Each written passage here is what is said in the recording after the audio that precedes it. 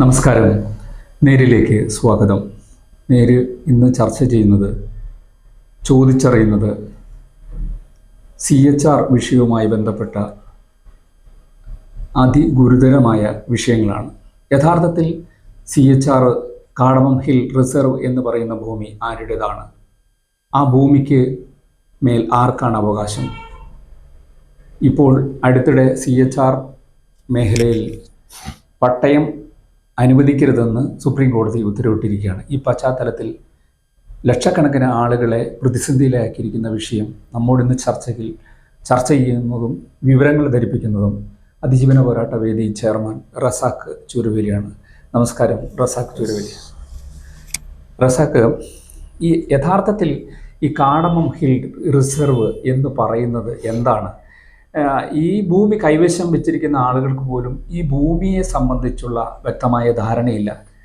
ഇപ്പോൾ CHRൽ പട്ടയം അനുവദിക്കുന്നത് കോടതി തടസ്സപ്പെടുത്തിയിരിക്കുന്നു, സുപ്രീം കോടതി തടസ്സപ്പെടുത്തി, വലിയ നിയമ പോരാട്ടം തന്നെ നടന്നു വരികയാണ്. പക്ഷേ യഥാർത്ഥത്തിൽ ഈ മേഖലയിലേക്ക് ഇനി വരാൻ പോകുന്ന വിഷയങ്ങൾ സംബന്ധിച്ചും ഇപ്പോൾ അഭിമുഖീകരിക്കുന്ന പ്രശ്നങ്ങൾ സംബന്ധിച്ചും യഥാർത്ഥത്തിൽ നമ്മുടെ കർഷകർക്ക് പോലും അറിയുന്നില്ല.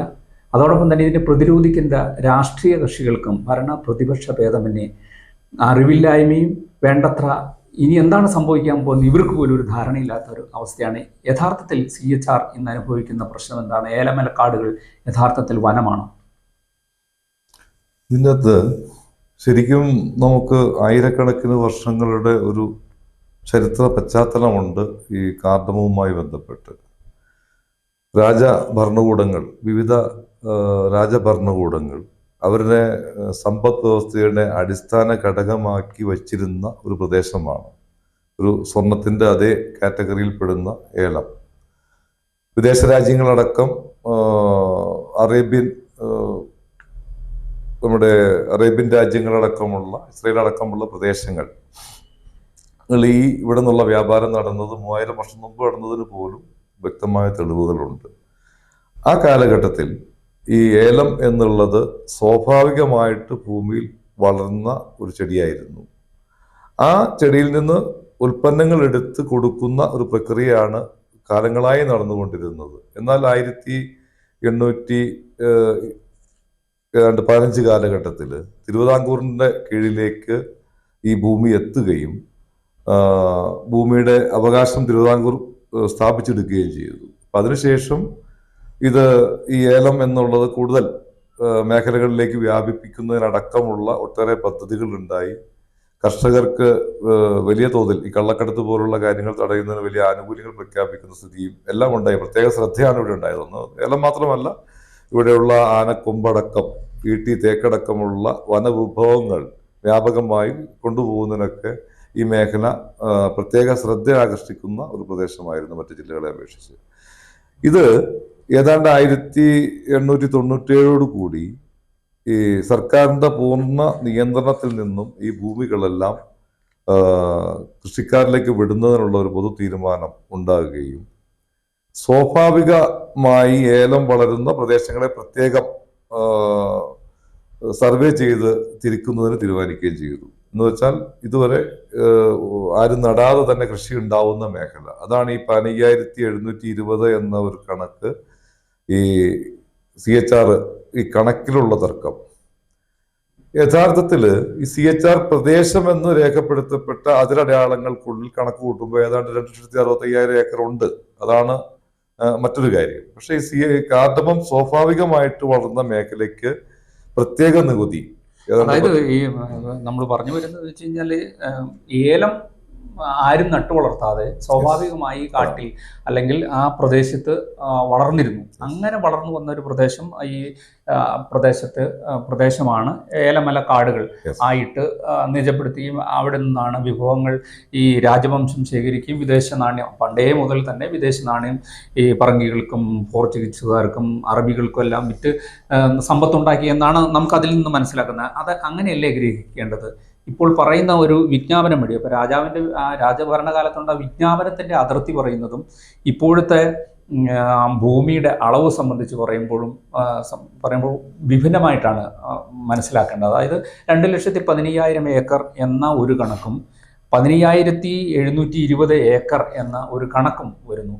ഇവിടെയാണ് ഒരു കൺഫ്യൂഷൻ എല്ലാവർക്കും ഉണ്ട് ഭൂമിയുടെ വിസ്തൃതി സംബന്ധിച്ച്. വിസ്തൃതി ഈ ആ കാലഘട്ടമായപ്പോൾ, ഞാൻ ഈ പറയുന്ന 1900-ലേക്ക് എത്തിയപ്പോൾ കൂടുതൽ പ്രദേശത്ത് ഏലം വച്ചു പിടിപ്പിക്കുന്നതിനുള്ള നമ്മളുടെ വിത്ത് പാകി മുളപ്പിച്ച്, അല്ലെങ്കിൽ ആ രീതിക്ക് നഴ്സറി സംവിധാനത്തോടെ പുതിയ പ്രദേശത്തേക്ക് ഇത് വച്ചു പിടിപ്പിക്കുന്നതിനുള്ള പദ്ധതികൾ ഉണ്ടായി കൃഷിക്കാർക്കിടയിൽ. അപ്പോൾ ഇത് ഭൂമിയെ കാറ്റഗറി തിരിക്കേണ്ടി വന്നു.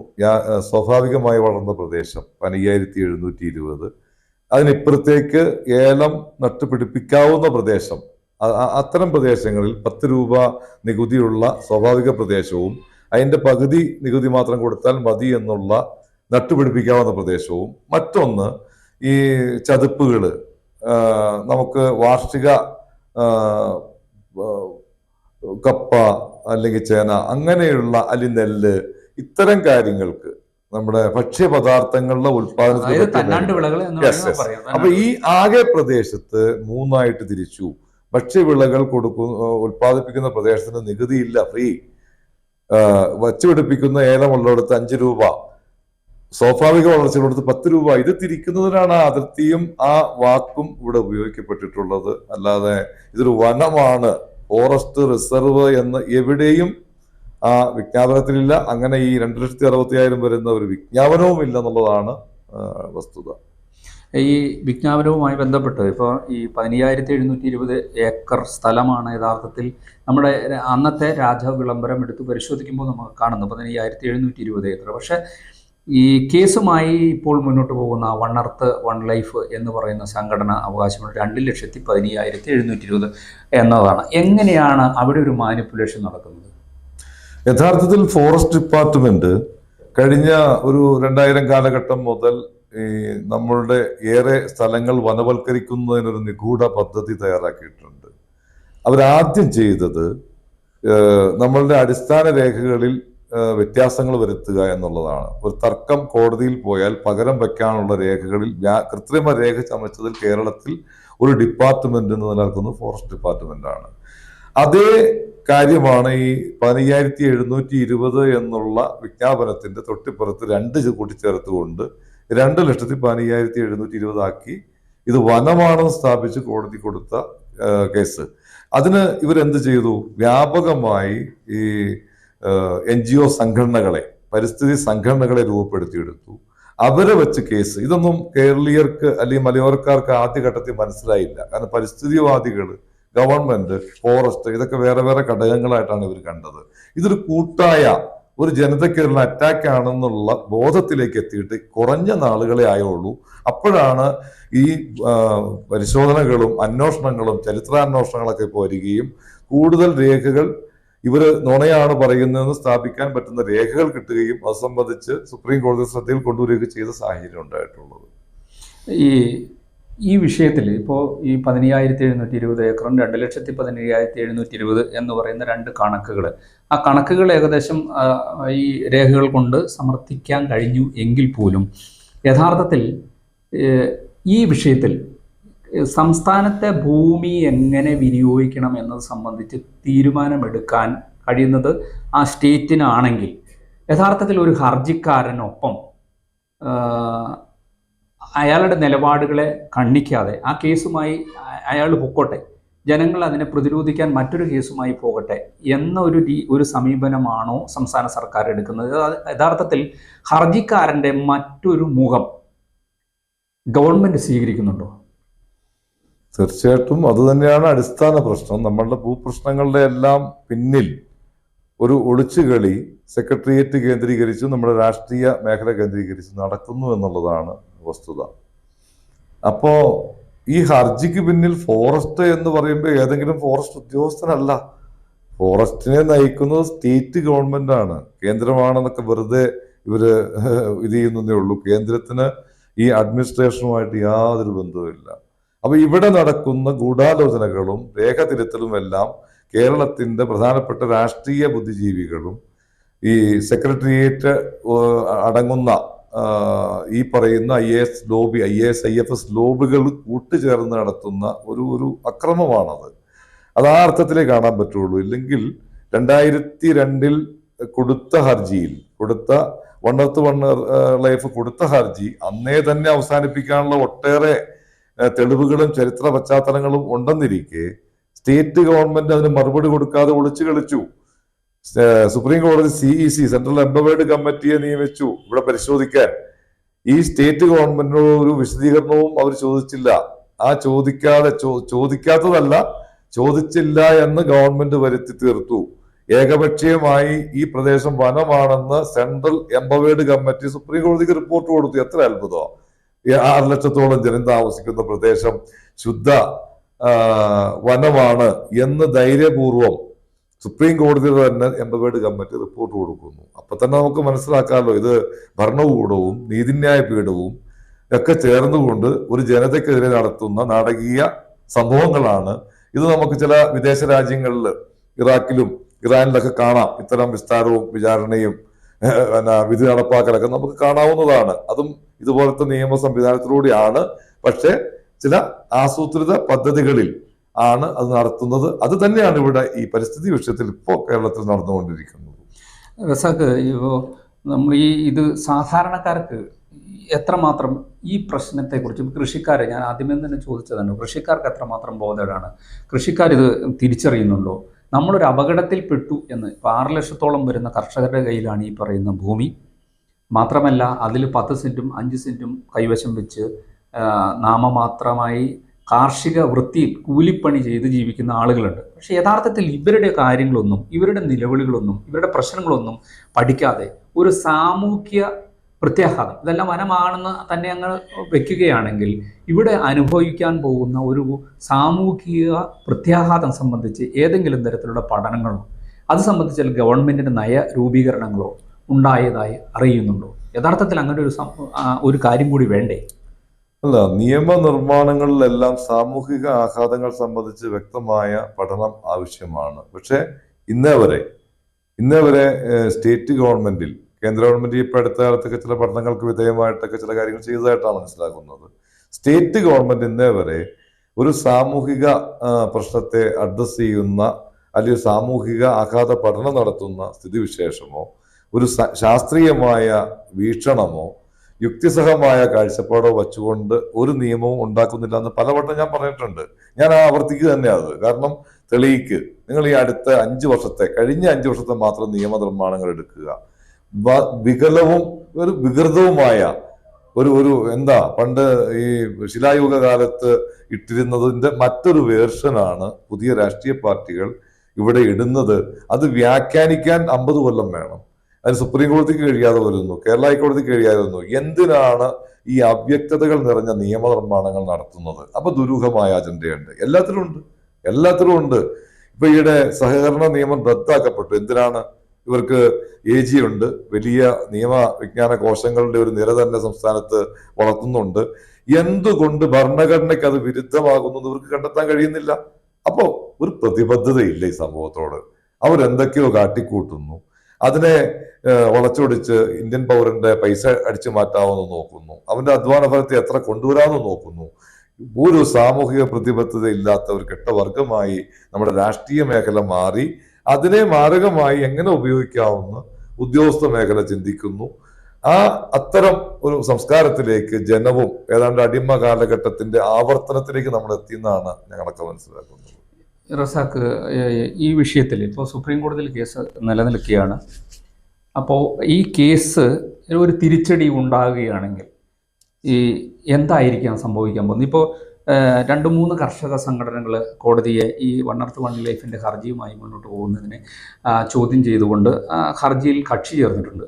പക്ഷേ ഞാൻ മനസ്സിലാക്കുന്നത് ഈ 3 കക്ഷികൾ കക്ഷി ചേർന്ന് 3 നിലപാട് ആണെന്നാണ്. ഒരു ഏക അഭിപ്രായത്തിലേക്ക് ഈ ഹർജിയെ സമീപിക്കാൻ എന്തുകൊണ്ടാണ് കർഷക സംഘടനകൾക്ക് കഴിയാത്തത്? 2-3 കാര്യങ്ങളാണ്. ഒന്ന്, ഇതിപ്പോ ഈ കേസിനെ സമീപിച്ചിരിക്കുന്ന സംഘടനകൾ കൃത്യമായിട്ടും ഏലം എസ്റ്റേറ്റ് മേഖലയിലുള്ളവരാണ്. ഈ എസ്റ്റേറ്റ് എന്ന് പറയുമ്പോൾ മിക്കവാറും ഒരു 70,000 ഏക്കറിൽ താഴെ വരുന്നുള്ളൂ. ബാക്കി വരുന്ന കൃഷിഭൂമികൾ സാധാരണ പൗരന്റെയാണ്. പക്ഷെ ഏലമലക്കാട് എന്ന വിശേഷണം കൊണ്ട് ഇതിൽ ഉൾപ്പെട്ട 30 വില്ലേജിലുള്ള ജനം പോലും ഈ എസ്റ്റേറ്റുകളെ സംബന്ധിച്ച വിഷയമാണെന്നാണ് ഇന്നും ധരിച്ചു വച്ചിരിക്കുന്നത്. അവനടങ്ങുന്ന ഭൂമിയെ ബാധിക്കുന്ന വിഷയമാണെന്ന് ഈ കക്ഷികൾക്ക് ബോധ്യമില്ലായിരുന്നു എന്നുള്ളതാണ് പ്രധാനപ്പെട്ട ഒരു കാര്യം. മറ്റൊന്ന്, ഈ ഏലമല സംഘടനകൾ, ഏലവുമായി ബന്ധപ്പെട്ട മേഖലയിലുള്ള സംഘടനകൾ വലിയ സാമ്പത്തിക സ്രോതസ് ഉള്ളതുകൊണ്ട് അതിനെ ചുറ്റിപ്പറ്റി ഉണ്ടായിട്ടുള്ള രാഷ്ട്രീയവും സാമ്പത്തികവുമായ പ്രശ്നങ്ങളാണ് അവർക്കിടയിൽ ഭിന്നത ഉണ്ടാക്കിയെന്നാണ് ഞാൻ മനസ്സിലാക്കുന്നത്. അതിൻ്റെ അകത്ത് രാഷ്ട്രീയം കളിക്കുന്നുണ്ട്, കൃത്യമായ സാമ്പത്തിക അജണ്ടകളുണ്ട്. അപ്പോൾ സ്വാഭാവികമായിട്ടും ഈ പ്രശ്നത്തിന്റെ ശ്രദ്ധ ഈ പരിഹരിക്കുക എന്നുള്ള കൂട്ടായ പ്രൊജക്റ്റിൽ നിന്നും സംഘടനകൾ വ്യതിചലിച്ചിട്ടുണ്ട്. അപ്പൊ അതിനെ പരിഹരിക്കാനാണ് ഞങ്ങൾ ഈ കഴിഞ്ഞ ദിവസം ഈ സംഘടനകളുടെ ഒരു യോഗം നമ്മുടെ വ്യാപാരി വ്യവസായി ജില്ലാ പ്രസിഡന്റ് അടക്കമുള്ള മധ്യസ്ഥരുടെ, നമ്മുടെ പശ്ചിമഘട്ട പഠന ഗവേഷണ കേന്ദ്രത്തിന്റെ ജെയിംസ് വടക്കൻ അടക്കമുള്ള വലിയൊരു നിരയെ വെച്ചുകൊണ്ട് ഞങ്ങൾ മധ്യസ്ഥം വഹിച്ചു. പക്ഷെ അത് പൂർണ്ണ അർത്ഥത്തിലായി എന്ന് ഞങ്ങൾ കരുതുന്നില്ല. എങ്കിൽ പോലും വലിയൊരു യുദ്ധത്തിൽ നിന്നും പിന്നോട്ട് കൊണ്ടുപോകാനും ഒരു ഏകീകൃത നിലപാട് കോടതിയിൽ എടുക്കാനൊക്കെ ഉള്ള സംവിധാനം ചെയ്യാൻ പറ്റിയിട്ടുണ്ട്. മറ്റൊന്ന്, പിന്നെ നമുക്ക് ഇവിടുത്തെ രാഷ്ട്രീയമാണ് പ്രതികരിക്കേണ്ടത്. കേരള സ്റ്റേറ്റ് ഗവൺമെന്റ് ഇത് വനഭൂമിയല്ലെന്ന് റിപ്പോർട്ട് കൊടുത്തു എന്നാണ് അവകാശപ്പെടുന്നത്. അത് മതിയോ?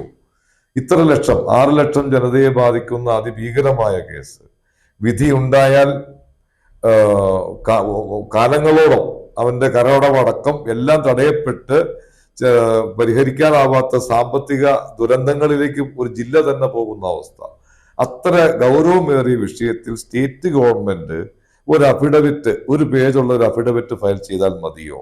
അവിടെ അമിക്കസ് ക്യൂറി എന്ന് പറയുന്ന ഒരു കഥാപാത്രം ഈ കഴിഞ്ഞ അവധിക്ക് പോലും ഫയൽ ചെയ്തിരിക്കുന്നത് 98 പേജുള്ള ഒരു റിപ്പോർട്ടാണ്. നമുക്കെതിരാണ്, 100% എതിരാണ്. 2007 CEC റിപ്പോർട്ട് 100% നമുക്കെതിരായിട്ടാണ് കൊടുത്തത്. 2007 ആ സമയത്തുണ്ടായ നിവേദിത പിഹറൻ റിപ്പോർട്ടിൽ നിന്നും ഈ പ്രദേശത്തെ ESA ആക്കണമെന്ന് പറയുന്നത് അടക്കമുള്ള, ഇത് വനമാണെന്നടക്കമുള്ള നിർദ്ദേശങ്ങൾ സഹിതമാണ് 2007 കൊടുത്തേക്കുന്നത്.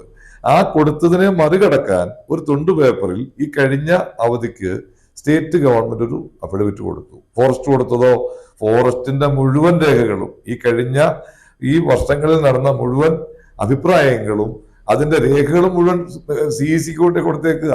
കാരണം അതിനെ മറികടക്കുന്ന അഭിപ്രായങ്ങൾ പല രാഷ്ട്രീയ പാർട്ടികളും പറഞ്ഞിട്ടുണ്ട്. ഇത് വനമാണെന്ന് വാദിച്ച നേതാക്കളുണ്ട്. അപ്പോ അതെല്ലാം ആ മിനിസ്റ്റ് കോപ്പി അടക്കം കൊണ്ട് തെളിവ് കൊടുത്തിരിക്കുകയാണ്.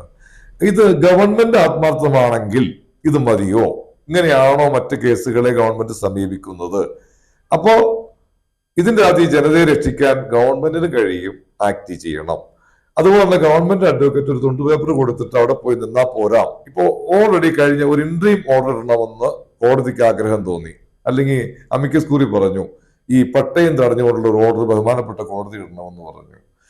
ആ പട്ടയം തടഞ്ഞുകൊണ്ട് 22 വർഷക്കാലമായി നടക്കുന്ന കേസിൽ അത്ര പെട്ടെന്ന് അടിയന്തരമായി ഒരു താൽക്കാലിക വിധി ഇടണമെന്ന ആഗ്രഹം ഈ അമിക്കസ് ക്യൂറി പറയുകയും കോടതിക്ക് ഉണ്ടാകുകയും ചെയ്യാൻ പാടില്ലല്ലോ. ഇത് വിശദമായി ഈ കേസ് കേൾക്കണ്ടേ, മുഴുവൻ കേസും കേൾക്കണ്ടേ, എന്നിട്ട് അന്തിമവിധി പറഞ്ഞാൽ പോരെ? ഈ പട്ടയം തടയാൻ ഇത്രമാത്രം ആവേശം കാണിച്ചു, അത് ചൂണ്ടിക്കാണിക്കേണ്ടത് ആരാ? സ്റ്റേറ്റ് ഗവൺമെന്റാ. ഇതേ സുപ്രീം കോടതി 2009 അനുമതി നൽകിയ 50,000 ഏക്കറോടെ പട്ടയം കൊടുക്കുന്നത് ഈ CHRL, അത് കൊടുക്കണ്ട എന്ന് പറയാൻ അടുത്ത കോടതി, ഇത് ഏത് കോടതി? ആദ്യത്തെ വിധി ഇങ്ങനെ കൊടുക്കാൻ അനുവദിച്ചുകൊണ്ട് ഇപ്പൊ താൽക്കാലിക വിധി അനുവദിക്കാത്തത് കൊണ്ട് ഇവർക്ക് എന്ത് പറ്റി? എല്ലാം ഒരു ചിത്രഭ്രമം പോലെയാണ് നമുക്ക് ഫീൽ ചെയ്യുന്നത്. അപ്പൊ അതുകൊണ്ട് അതല്ല എന്ന് ബോധ്യപ്പെടുത്തേണ്ടുന്ന സർക്കാർ അഡ്വക്കറ്റ് അവിടെ ആക്ട് ചെയ്തോ?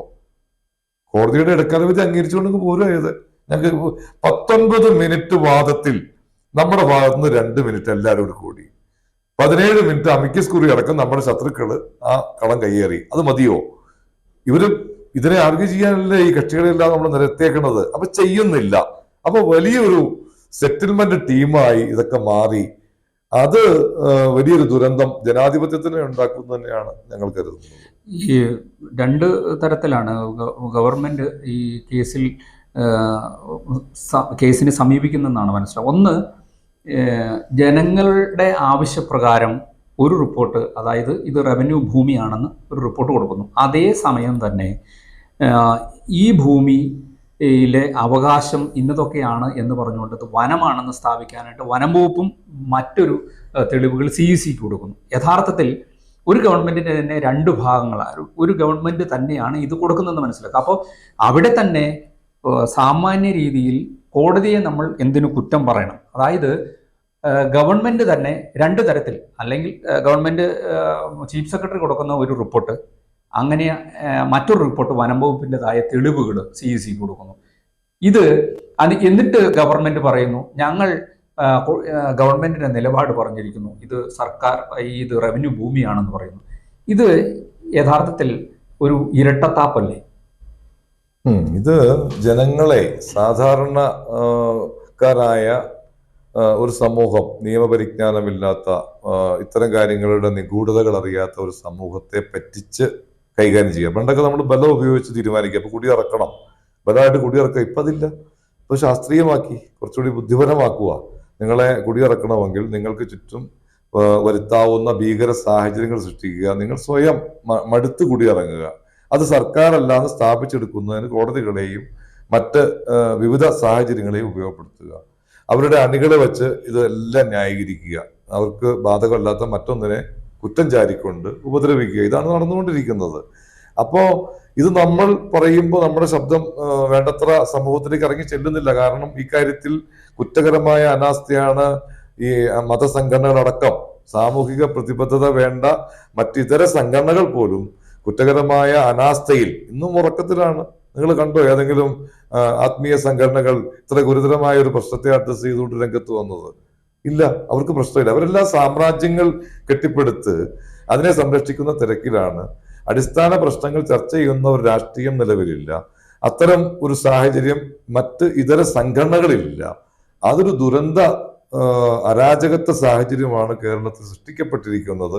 അത് ഈ വിഷയത്തിൽ നിന്നല്ല, ഭൂവിഷയങ്ങളടക്കമുള്ള സകല നിയമങ്ങളും. നമ്മൾ 1 നൂറ്റാണ്ട് മുമ്പുള്ള രേഖ എടുത്തല്ലോ. കൊച്ചിയിലെടുക്കാമോ? കൊച്ചി രാജ്യപ്രദേശത്ത് ഇതുപോലെ വനങ്ങളുള്ള ഒത്തിരി പ്രദേശങ്ങളുണ്ട്, അവിടെ നിർത്തടങ്ങളുള്ള ഒത്തിരി പ്രദേശങ്ങളുണ്ട്. അവിടെ ഇപ്പൊ നിങ്ങൾ കാണുന്ന വൻ കെട്ടിട നിർമ്മാണങ്ങൾ കായലാണ്. ആശ്രം മെഡിസിറ്റി അടക്കം നിങ്ങൾ ഒരു നീണ്ട നിര നമ്മൾ ചൂണ്ടിക്കാണിക്കാം. അവിടെ എടുക്കാമോ? അപ്പൊ അവിടെ 1 നൂറ്റാണ്ട് മുമ്പുള്ള രേഖ എടുത്താൽ ഈ പറഞ്ഞ ഈ തിരുവിതാംകൂറിന്റെ ഭാഗമായിരുന്ന നാടുകളിൽ ഉള്ള ഗ്യാരണ്ടി പോലും ഇല്ലാത്ത ഭൂരേഖയാണ്. പക്ഷെ അവിടെ തൊടില്ല.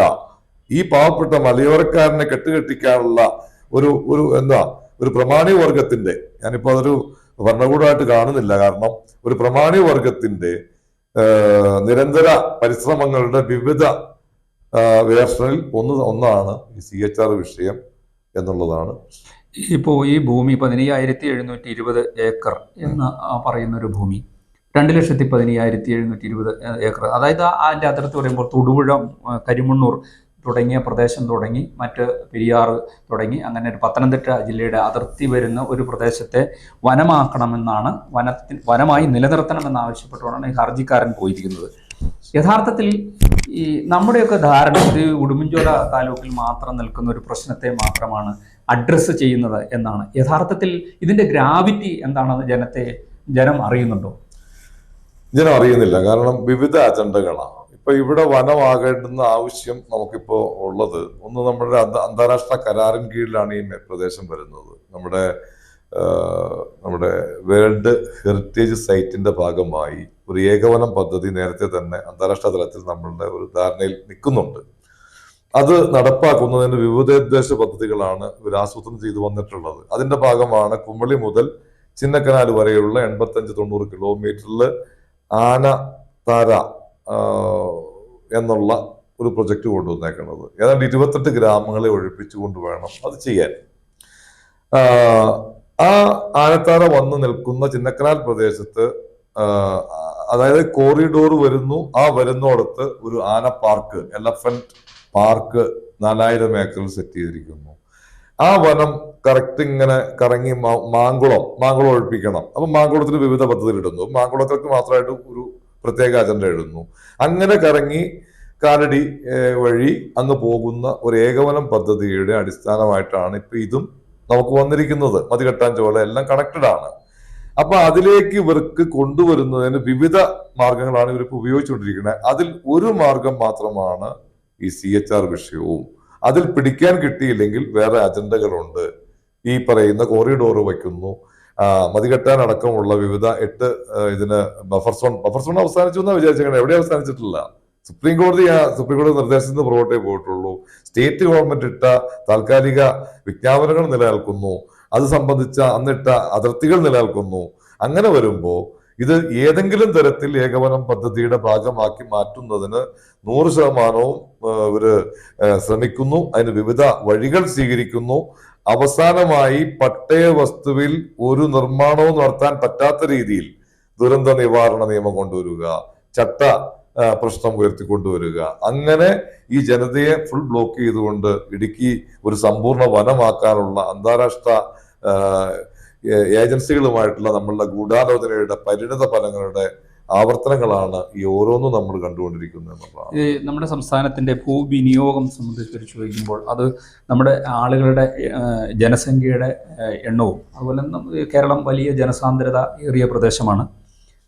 നമ്മുടെ ഇടുക്കിയുടെ ഭൂവിനിയോഗവും അങ്ങനെ വേണമെങ്കിൽ പരിശോധിക്കുമ്പോൾ നാമമാത്രമായ ഭൂമിയാണ് യഥാർത്ഥത്തിൽ മനുഷ്യൻ കൈവശം വെച്ചിട്ട് അവശേഷിക്കുന്ന ഭൂമി മുഴുവനും ഏതെങ്കിലും മറ്റൊരു തരത്തിൽ വിനിയോഗിക്കും. അന്ന് തടാകങ്ങളായും ഡാമുകളായും തോട്ടങ്ങളായും എല്ലാം വിനിയോഗിക്കും. അതിൻ്റെ ഒരു കണക്ക് നമ്മൾ പരിശോധിക്കുമ്പോൾ എത്രമാത്രം ഭൂമി മനുഷ്യവാസത്തിന് യോഗ്യമായി ഇടുക്കിയിലുണ്ട് അല്ലെങ്കിൽ കേരളത്തിലുണ്ട് എന്നത് സംബന്ധിച്ച് ഒരു ഏകദേശ രൂപരേഖ നമുക്കില്ലേ?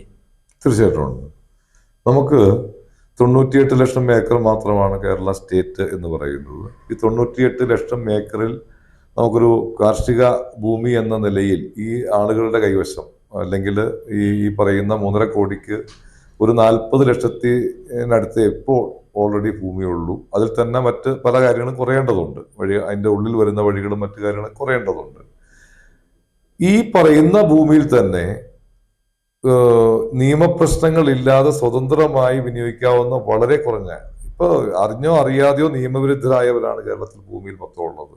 അപ്പൊ അത് സംബന്ധിച്ച് ഞാൻ വിശദീകരിക്കുന്നില്ല. അത് ഒത്തിരി സങ്കീർണമായ പല നിയമപ്രശ്നങ്ങളും പറയേണ്ടതുണ്ട്. പക്ഷെ ഇടുക്കിയെ സംബന്ധിച്ച് നമുക്ക് ഈ പറയുന്ന 12 ലക്ഷം ജനതയ്ക്ക് ആകെ ഉള്ളത് 2.5 ലക്ഷം ഏക്കർ ഭൂമിയാണ്. ഒരു കാര്യം പ്രത്യേകം ഓർക്കണം, 40 കടുവകൾക്ക് ഈ പറയുന്ന പെരിയാർ വന്യജീവി സങ്കേതത്തിൽ നമ്മൾ കൊടുത്തിരിക്കുന്നത് 2,30,000 13 ലക്ഷം 12 ലക്ഷം വരുന്ന ഇടുക്കി ജനതയ്ക്ക് 2 ലക്ഷം ഏക്കറേ ഉള്ളൂ. എസ്റ്റേറ്റ് കൂട്ടിയിട്ടില്ല കേട്ടോ. ഞാൻ എസ്റ്റേറ്റൊക്കെ വൻകിട മുതലാളിമാരുടെ സാധനമാണ്, അത് സാധാരണക്കാരുടെ അല്ല. അപ്പൊ ഈ 2 ലക്ഷം ഏക്കർ ഭൂപ്രദേശത്ത് എന്തെല്ലാം നിയമപ്രശ്നങ്ങൾ കൊണ്ടുവന്നു. ഇതിൽ നിന്ന് ഒഴിഞ്ഞു പോകുന്ന കുടുംബങ്ങൾക്ക് 15 ലക്ഷം പ്രഖ്യാപിച്ച് ഒരു പദ്ധതി കൊണ്ടുവരുന്നു. ഈ ബഫർ സോണുമായി ബന്ധപ്പെട്ട് ഒരു വലിയ ഇടുക്കിയെ സംബന്ധിച്ച് 1 ലക്ഷം ഏക്കർ മാറിപ്പോകും ബഫർ സോൺ വന്നു കഴിഞ്ഞാൽ.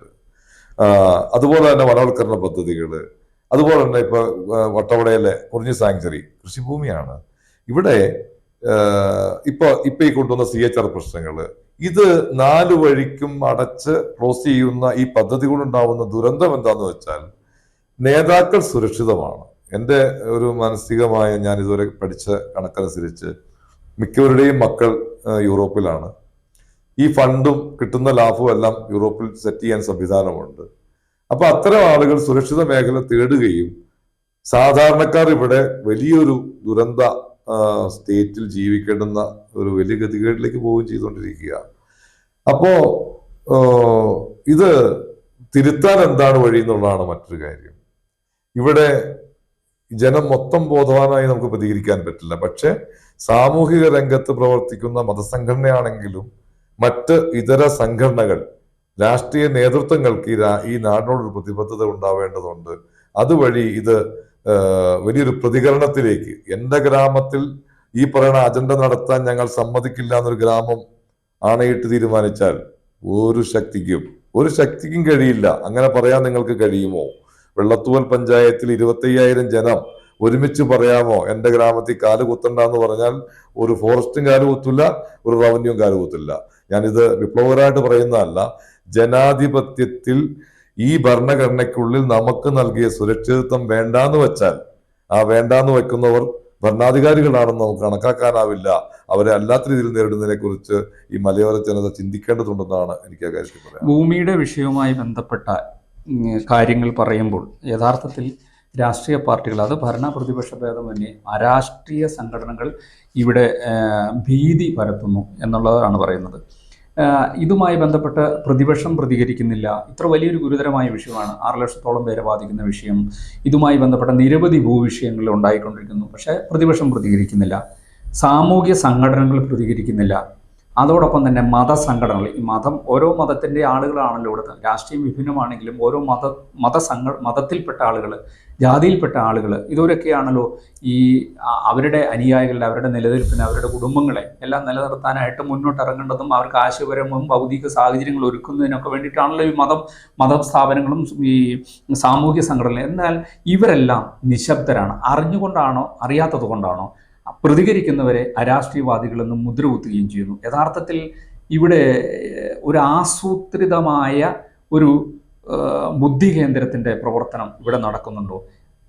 കാര്യം പറയുന്നവൻ അരാഷ്ട്രീയവാദികളായി ചിത്രീകരിക്കുകയും അവൻ്റെ മേൽ കുതിര കയറുകയും അവൻ പറയുന്നതെല്ലാം തെറ്റാണ്, ഞങ്ങൾ പറയുന്നതാണ് ശരിയെന്ന് പറയുമ്പോൾ നാട്ടുകാർ മുഴുവനും ഓരോ ദിവസവും കെണിയിൽ നിന്നും കെണികളിലേക്ക് വീണുകൊണ്ടിരിക്കുകയാണ്. ഇവിടെ പ്രധാനമായിട്ട് ശ്രദ്ധിക്കേണ്ടത് പഴയകാല രാഷ്ട്രീയ പ്രവർത്തനം, നിസ്വാർത്ഥമായ പ്രവർത്തന മേഖലയല്ല ഇപ്പോൾ രാഷ്ട്രീയവും മതവും. കൃത്യമായ ഒരു കമ്പനി മോഡൽ, അതായത് ഒരു സാമ്രാജ്യം കെട്ടിപ്പടുക്കുന്ന സാഹചര്യം പല നേതാക്കൾക്കും ഇപ്പോൾ ഉണ്ടായിട്ടുണ്ട്.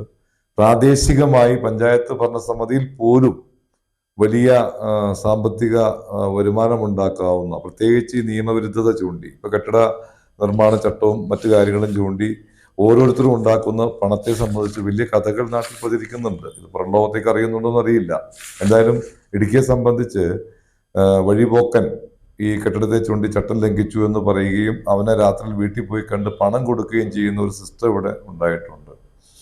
അപ്പോ അത്തരം നേട്ടങ്ങൾ ഈ നിയമപ്രശ്നങ്ങൾ കൊണ്ടുണ്ടാവുന്ന നേതാവിനെ സംബന്ധിച്ച് അത് സന്തോഷവും ആശ്വാസവുമാണ്. അതേസമയം ഈ മത സംഘടനകളും അതേ ഇതിൽ അല്ലെങ്കിൽ പോലും അവർ കെട്ടിപ്പടുത്ത സാമ്രാജ്യങ്ങൾക്ക് പോറലേൽക്കാതിരിക്കാൻ ഇവരോട് ചേർന്ന് നിൽക്കേണ്ടുന്ന സാഹചര്യം, പല ഭരണകൂടത്തോട് ചേർന്ന് നിൽക്കേണ്ട സാഹചര്യം പലപ്പോഴും ഉണ്ടാകുന്നു. അതേസമയം സാധാരണക്കാരായ ആളുകൾ, അത്തരം ആളുകൾ അത് മാറ്റിക്കോളും, അവർ പ്രതികരിച്ച് ശരിയാക്കിക്കോളും എന്ന് വിശ്വസിക്കുകയും ഇന്നല്ലെങ്കിൽ നാളെ ശരിയാക്കുമെന്ന് പ്രതീക്ഷിക്കുകയും ചെയ്യുകയാണ്.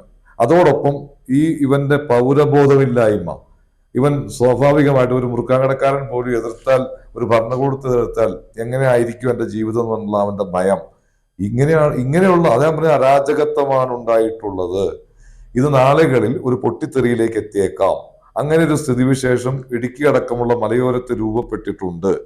അത് നാളെ എന്ന് പറയാൻ പറ്റില്ല, ഏത് സമയത്തും മറ്റൊന്നായി മാറുന്ന ഒരു സിറ്റുവേഷനിലേക്ക് ഇപ്പൊ ചട്ടം ഇറക്കാൻ പോകുന്നത് കേട്ടു.